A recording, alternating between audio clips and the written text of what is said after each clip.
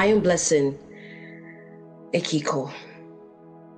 And for those of us who are just coming across this story series, The Friend from Hell, I would love to do a little recap. So, I was born and named Cynthia, but the world today know me as Blessing. Now, this change of name did not come voluntarily. It wasn't a decision that I just woke up one day and said, I don't want to be called Cynthia anymore. I want to be called Blessing. No. The change of name was birthed from a trying time in my life, a moment of a lot of pain, darkness, anguish, confusion, and a whole lot more. Now, this particular journey started when I was in primary or elementary school. And this is how it goes.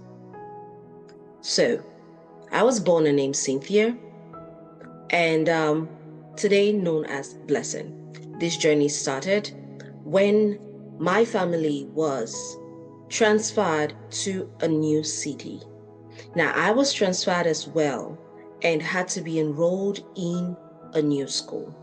While it was interesting enrolling in a new school, I had no idea that there was darkness lurking in the school that I was soon to be a pupil in. My parents had no idea as well. So of course I was enrolled. New school bag, new uniform, new shoes. In fact, I loved going to school. Now, enrolled in the school, I made new friends. Of course, being the new kid in the block, you would want to familiarize yourself with those who were already there. So I made new friends. And among these people that I came to know was this girl who, to everyone, seemingly was innocent. But behind all of that seemingly innocent facade laid or hid a darkness that so many could not see with the naked eye. Neither did I. 2 years down the line, I started having an experience which was one we would say abnormal. I started having a series of night and day mares. I recall that these dreams seemed so real than they were to be dreams. I would literally wake up sometimes with scratches on my body because I had a battle I fought in my dreams, and I was just a kid. I fought in my dreams. There would be this appearance of people dressed in black, all round black, like a coven of witches. Now, these people will appear, and at the time, there was really nothing they would ask me, but try to cajole me into eating something, and I wouldn't eat anywhere outside my home when given something to eat. So it wasn't going to start in my dreams. So it was really hard to get me to eat. Now, for those of you who are just coming in contact with this story, we already started sharing it a couple of videos back. There is the video where we stated how I met this girl. That will be a good start. You can get there and watch it, and you'll get to understand this whole beginning of the darkness that I was experiencing. Moving forward, we get into the part where darkness starts unveiling itself. However, in primary or elementary school, all I could experience were these day and nightmares. I complained a lot. At the time, my parents assumed that I was having some hallucinations based on some of the horrific movies we were watching. Now, just on a side note, most parents sometimes open up their children to certain negative energies without knowing it. Now, I'm not saying that whatever happened to me stemmed from videos, but in the course of this journey, you will come to realize why I made that statement. Because it's one of the ways that the enemy tends to monitor you, tends to monitor your family, or it is one of the ways that you wet the ground for them to be able to thrive. That was a side note.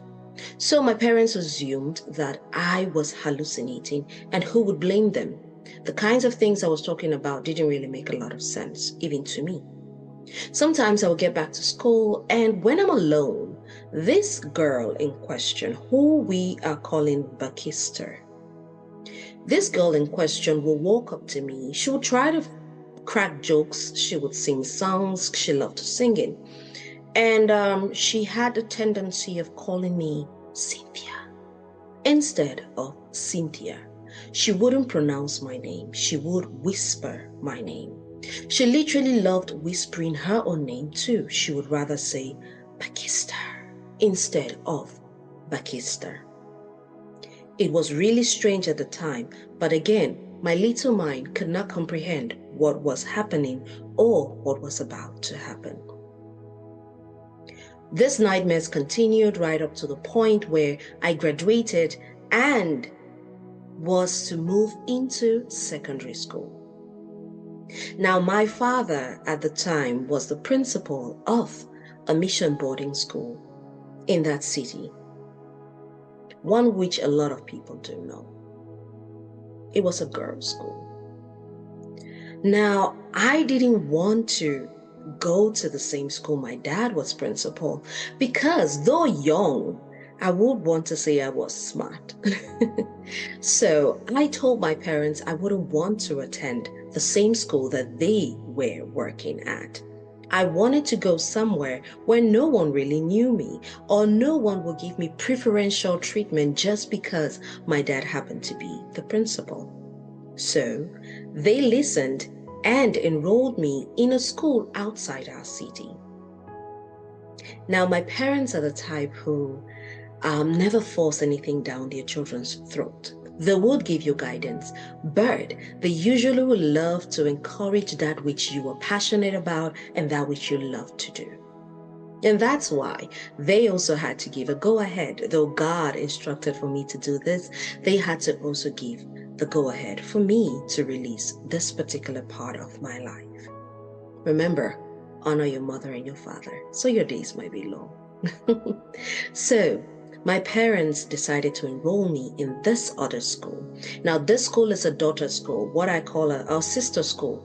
What I call a sister school is, since it's a mission school, it has different branches. So this is just one of such schools in a different city. So I was enrolled in this school. I got there, and I think I had my wish granted because not everybody knew my dad was a principal in another school. So I was there and I was happy. But this happiness was short-lived. I moved into this new school. I think you see a picture of that. I moved into this new school, and it was a boarding school. Staying in the dormitory away from family for the first time, it was a new experience. A little over a month or into a month after being in that school, the first term, I started experiencing something more disturbing than I did in primary school. Now, back in primary school, a lot of my mates wouldn't have even noticed that anything was going on, but for those who were probably really close, or, of course, my family alone. But this girl, of course, she knew. So, now in boarding school, I started experiencing darkness. I started experiencing this dreams that no longer stayed dreams, but now became a reality. In the video, the Unveiling of Darkness Part A, you get to see that. So I would encourage that you go back there and watch that particular video where I expressed how I started seeing them physically in class. Now, this is a continuation of it. I started seeing them physically in class, in the dormitory, in the bathroom, at the playground, literally almost everywhere. And like I mentioned in the last video, I had been given an ultimatum. The ultimatum was either I accepted them or I was going to suffer. I was going to suffer all forms of pain, sickness, stigmatization, and more. And indeed, I started experiencing it. I will be in class, and while I'm taking down notes, they will be there, either in the classroom or at the window. I would be writing, and all of a sudden, I'll hear my name, Cynthia. And when I heard my name, Cynthia, I would turn and usually would ask who called me. But everyone would be like, no, no one called you, Wilson. Yeah, Wilson is my name too. So they were like, why do you keep saying someone is calling you when no one is? But actually, someone was calling me. I would turn the first time and then see nobody, turn the second time and see nobody. On the third time, when I hear the name Cynthia, and I turn to the window or to wherever direction I'm hearing the name from, I would literally see these people standing there that always appeared in a wavery form. Almost like when you look through fire, you know the images are never static. They have this wobbly look. They always are wavering. So that is how they always stood in front of me, like this. These people, a coven of witches, all in black, staring at me. Sometimes they would stare, and when I tried to call the attention of a teacher or my mates, they would start doing this with their hands. And whenever they did this, looking at me in a very fierce way, my throat would get tight, my lung would be constricted, and all of a sudden I would be feeling airtight and breathless. So the moment I keep gasping for air, it gave the impression of an asthmatic student, an asthmatic person. I wasn't asthmatic. None of my family members have ever been asthmatic. It's never been in my genes. And yes, where I was schooling was a pretty cold city because it was Boyer at the foot of the mountain. We were literally at the foot of the mountain. And it was pretty cold. So it was only normal that the teachers will assume that the cold is now affecting me and I have become asthmatic. They always did this so that there would be a physical explanation to the spiritual things I was dealing with. They never wanted anyone to really identify what was going on with me until they, according to them, had succeeded to initiate me. So they will punish me. And by the time they did that, and then I gasp for air and gasp for air, and it gets to the point where I'm not unconscious, there is a summoning. And in this time, when I'm summoned, I'm summoned into this place that is pretty dark. Not just dark per the word, I mean literally a dark room, a dark environment. It's a whole kingdom on its own. And when I'm there, I'm never free. I'm tied up. Tied up because at the time I'm not yet one of them. They're still trying to get me to become one of them. And the person who was heading this was this girl from primary school.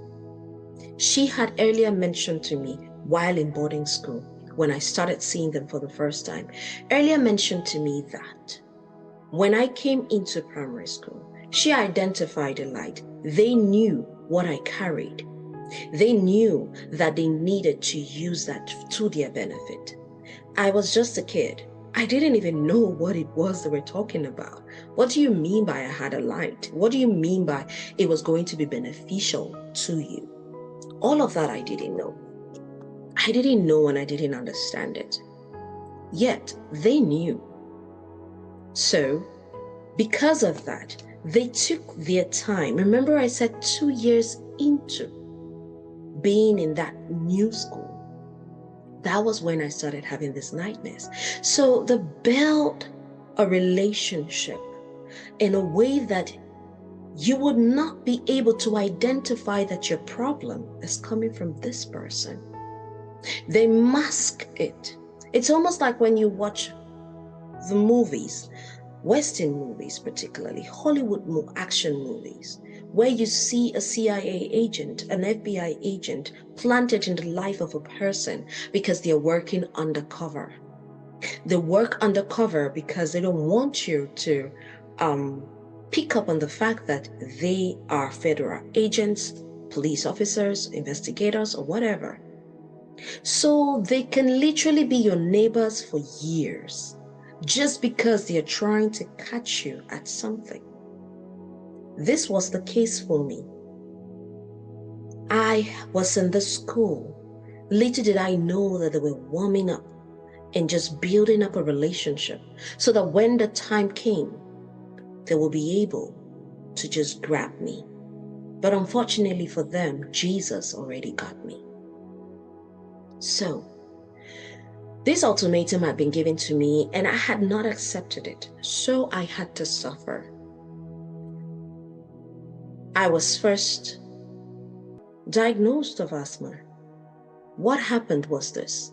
Every time I would have these episodes and I would be taken to the infirmary and the school nurse will assume that I am having an asthmatic attack, they will sometimes rush me to a hospital which was pretty close to our school at the time. So they will rush me to that hospital, and when they get there, the doctors will definitely examine me and then came up with the conclusion that yes, I was asthmatic. And that was because back in school, I'd already been given a spray. I started using a Ventolin spray when I was not asthmatic. And while I took the spray, it was clouding up my chest because, hey, I wasn't asthmatic. What was the spray going to do?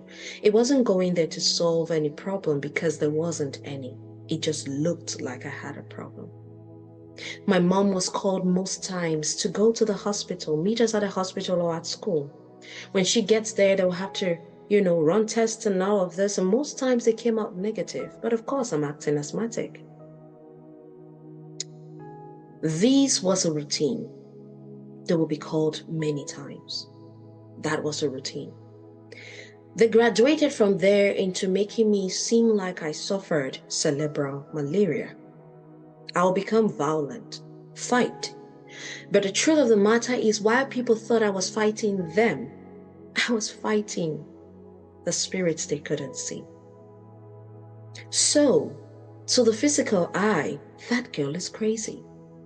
So they recommended that my mom take me to see, I don't know if I'll call him a shrink, but I had to go see these doctors that had to do some scans. They would place cables on my head and scan my brain for any abnormalities. And when they did that, most times it was negative. But then I was given medication because I'm acting like someone who should be crazy or someone who is suffering from cerebral malaria. But the tests are negative. I would literally frown at the fact that I'm taken to a hospital because I kept saying it was a waste of time and money. But I was just a kid. Not many would understand or believe what I was saying. But this was all their manipulation. This is what they wanted. People needed to believe I was crazy. People needed to believe I was sick so that no one will look deeper. This is why in my life, presently, growing up, I always encourage people to build a relationship with God. Build a relationship with Abba Father. Create intimacy with Him. Work with the Holy Spirit, because that is where your discernment will be heightened. You will not just see the world with your naked eyes. You would see a whole lot of things beyond. My journey is expressed to you today just so that you can literally pick up on some lessons and build on them, most importantly, for yourself and the people around you. This was what I was living. This is what I was experiencing. And like I said, the unveiling of darkness had started. So I did promise that I was going to share some of the things I experienced. And this video is a starter. We are going to start sharing that. But one thing you must note is this. You don't need to do anything to the enemy to be attacked. You don't need to have insulted someone, treated someone poorly for them to identify you. Provided you have a gifting, provided you have a light, and trust me, you do, they are going to come. You may have watched it in the movies where you just passed by someone and they looked at you and said, what does she want to prove? What does he want to prove? Why does he think he's the most intelligent, or why does she think she's the most smart? Or she's the smartest? Oh, what does he want to prove? And just because of that thought alone, the seek ways to bring you down. But unfortunately, the Christian body want to just speak the word by mouth, not believe it by heart, not build a relationship with God, not build intimacy with the Holy Spirit. Yet, they expect to escape all of these manipulations. Do you know that the enemy goes on a fast? Do you know that they take retreats? Do you know that they take time to draw a vision board on what they would do against you? Do you know? Do you know? Yet you just want to live life in the most complacent manner,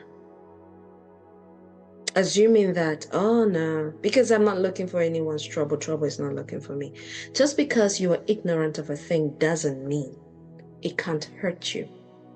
Just because you do not know an iron is hot doesn't mean when you place your palm on it, you won't get burned. Ignorance is no guarantee that you will be safe. So that's why I'm sharing, so you get understanding.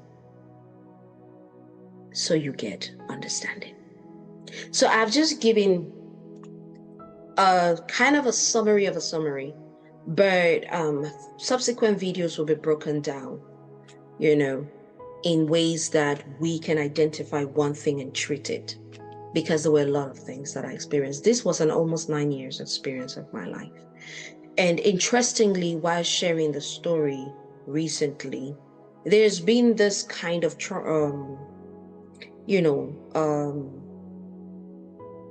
how would I put this?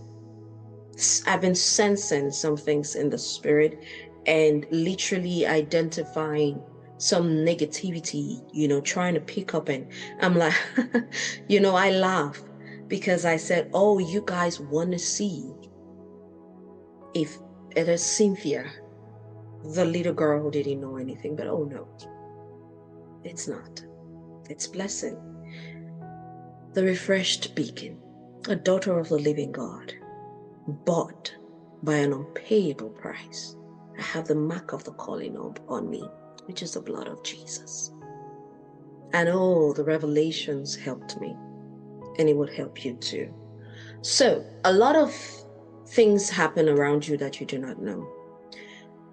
While I went through all of this torments back in school, the first boarding school, because I went to 5, the first boarding school where these things started, where my mom would be called most times to take me to the hospital, where we had to go to Douala, the littoral region of Cameroon, for tests to be done on my brain, my head, so that I, can be diagnosed, if there is anything to diagnose, and treated as well. So we went a couple of times, 1, 2, 3 times or so. And according to what my mom shared with me, we kept going, but there wasn't really much that was said.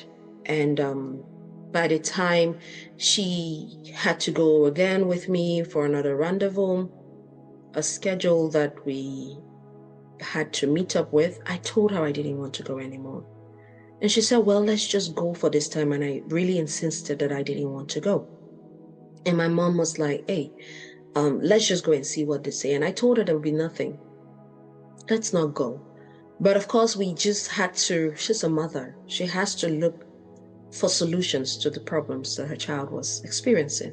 So we went to this place that checked my brain again, and there was nothing. But of course, I still had medications to take.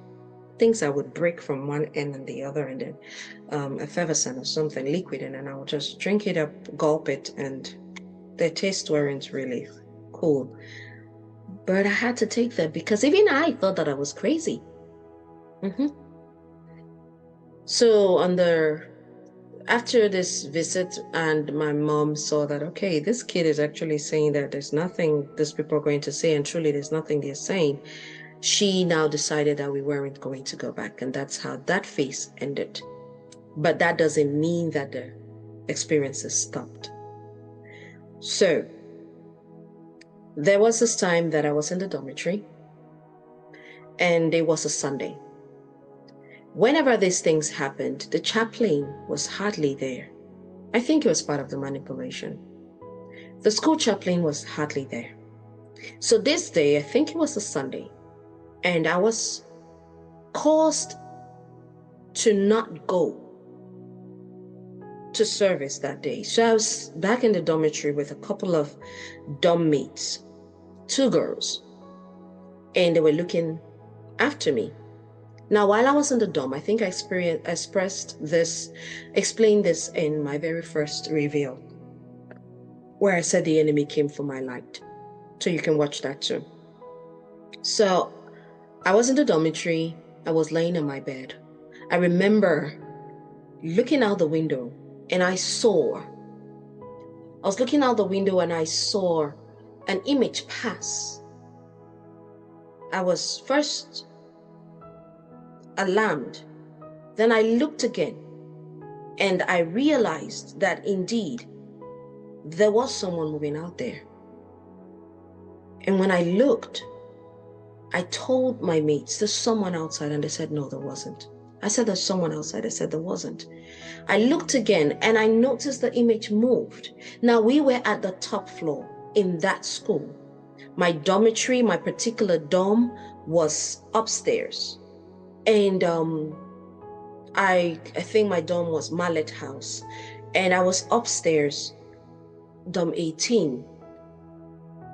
And I realized that someone was passing, and I was like, we are upstairs. There's no balcony outside. Why should a human being be moving to and fro? And when I was having that thought, this image moved into the dorm and met me at the bed. And I immediately tried to call on the attention of my mates, like, it's here. And it was this dark image.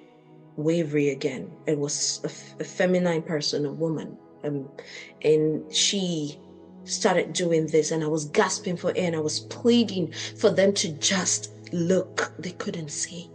I was the one seeing, and I cried. I screamed, and while I was trying to explain what I was seeing, they made sure my tongue cleaved to my palate. My tongue cleaved up there. And I was struggling. I couldn't. I was rushed to the chaplain's office, prayed for. She struggled to get me to speak. Cynthia, say something, but I couldn't. She struggled to have me speak, but I couldn't. I was crying. Because I could see it all happening around me, but no one could. So I struggled. She placed anointed oil on me, but nothing.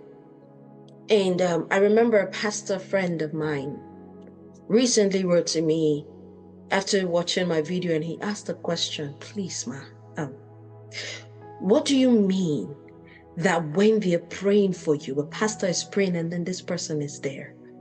What do you mean? Is it that they were one of them? Why is it that they are there where a pastor is?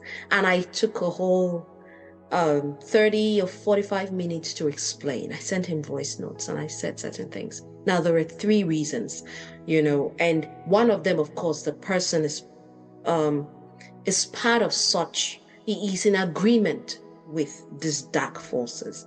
And in other cases, it's not that they are in agreement, but these pastors, clergies, are people who carry the name. They're pastors on the pulpit, but outside the pulpit, their life is an agreement with some of the things that the enemy can easily, come into their lives or hang around them without them even noticing it, because they have open doors to them. And then in other cases, you have people who are just there by title, and they just love the title, but actually are not living it. They can be very charismatic on the pulpit, but are not living it.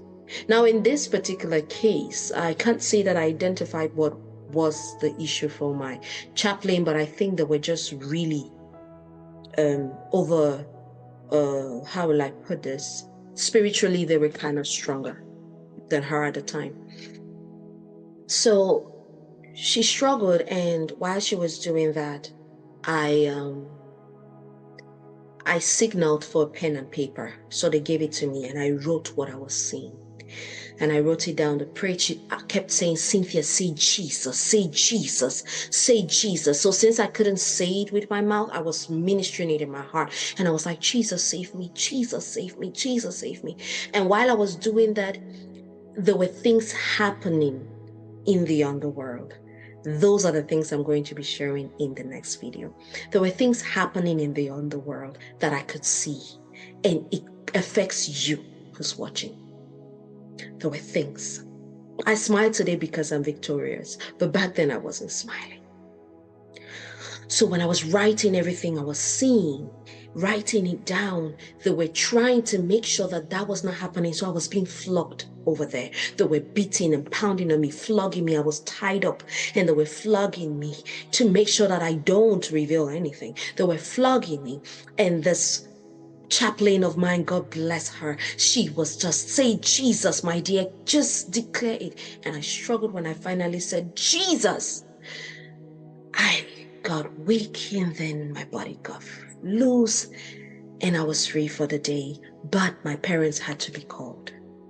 My mom was called. This time around, they told her to come immediately to school. So she assumed, this was my mom sharing that part now with me, she already thought, okay, the child is dead. We've lost her. So she told my dad, went to my dad's office and said, I've been called. And this time around, the way they're sounding, something really bad must have happened to Cynthia. So my dad put his work on hold. God bless him.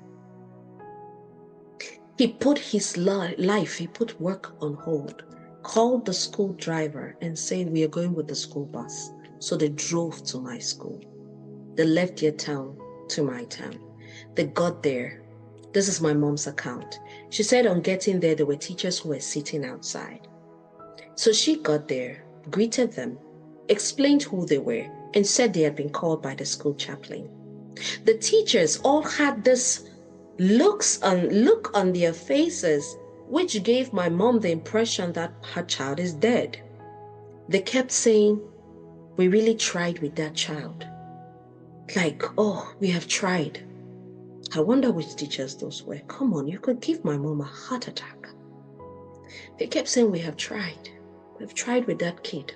And my mom at that moment said her heart skipped a beat. And she was like, you know what? Where is the chaplain? And then they tried now, and then they pointed and said, oh, she's over there. And my mom quickly went to the office and was like, with what these teachers are saying out there, so tell us what happened. And immediately she was like, who are you again? She explained, and they were like, oh, yes. My dad came in, and he's a principal of a sister school, so they could identify him. And he was like, oh, come, go to the dormitory. She called a student, go to the dormitory and call Wilson. Call Cynthia to come. And my mom said the moment she heard go and call Cynthia, she was like, all right, that means she's alive. That means she's not dead. Because if they're going to call her, it means she's alive, and it means she can even walk. You can imagine a parent going through that. So While there, the chaplain tried explaining what happened, how they struggled. She struggled with me, and how I couldn't speak. And finally, that I only wrote on the paper, and she handed the paper to my mom. I remember speaking with my mom some days back, and she said, "Oh, how she wishes they knew, at the time to probably take a snapshot." I don't even know if phones were as sophisticated as they are now back then. So taking a snapshot of that, because I was like, oh, I wish I had that stuff to see what I wrote. And I asked her, so what was it I said? So she tried to explain some of what I said, what I wrote on the paper. Now, this is what was happening in the physical, and I want to go into what was happening spiritually. In this part, we are going to have to break the word. So if you're watching at this point, you would want to get a Bible, because there are things we need to identify. There are things that you need to know. There are things you need to know. So they explained all of that. And trust me, this is just one of those episodes. And it was one of the ones that really marked my mom, because she really felt that her child had died. And that's why I'm recounting it. So this was one of the episodes just before the time that I had to meet now this new pastor who came into my life as the one to deliver me from all of these things. Because the chaplain had to recommend, she told my parents, this is strong. This child needs to see another colleague of mine. He's a pastor and he's really strong at this. So she recommended that pastor. And my parents said, okay. So we had to start visiting this pastor. But before I get into that journey, which started with the pastor, let us look at some of the things I already started experiencing, because it's going to help you. But this we're going to share in the next video. If you watched to this moment, please do not forget to subscribe, like, drop a comment. I've already seen some of you getting to us, telling us of people who have lived some of these things that I'm mentioning. One of our viewer recently wrote that her cousin experienced something like this, and while she listens to me, she literally feels like she's listening to her cousin all over again. This tells you that they have a routine. There are things that they would do. There are things that will definitely reoccur. 3 different people, 3 different parts of the world will be seeing similar things, because the enemy has a pattern. And once you know the pattern, you have a revelation that can save you, save your home, and save the people around you. You have the revelation that can help you build a stronger spiritual life. You have the revelation that can set you apart. Because just like I told the pastor who came to me asking that question I mentioned earlier, just like I told him, the enemy is not scared of presence. He's scared of revelation. What do you know? What do you know? What is it that you know that is good enough to save you? What? How much of this word do you know? How much? Do you just recite them? Do you just recite it because, like when we were in Sunday school, and sometimes you hear the statement, let us now recite the Apostles' Creed. And I was like, I don't like reciting it. I like declaring it. Sometimes you say, let's recite Psalms 23. Everyone goes, the Lord is my shepherd. I have everything I need. He makes me lie down in fields of green pastures. He leads me beside still waters. He restores my soul. We say it like a sing song, but we do not get the revelation in it. That is what the enemy fights. Knowledge you shouldn't know. And that's why even while I share now, there have been, this kind of things in the atmosphere that you're trying to, but we are already victorious. So this is what I'll be sharing in our next video. I try my best to make sure that these videos are not lengthy, but there's little or nothing that I can do sometimes, but I would try. So let's get into the darkness that affects even you unknowingly.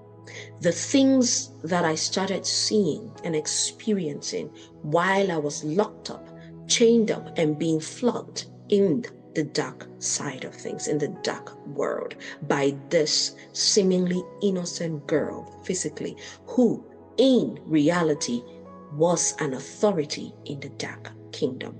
It's about time that you get to know. You may have heard other people's stories that are almost similar, but these stories can never be told enough. So if you are ready, then join me in the next video and let us journey through this. But before we get there, I need you to start as early as now to right the wrongs in your life. Go to God in prayers.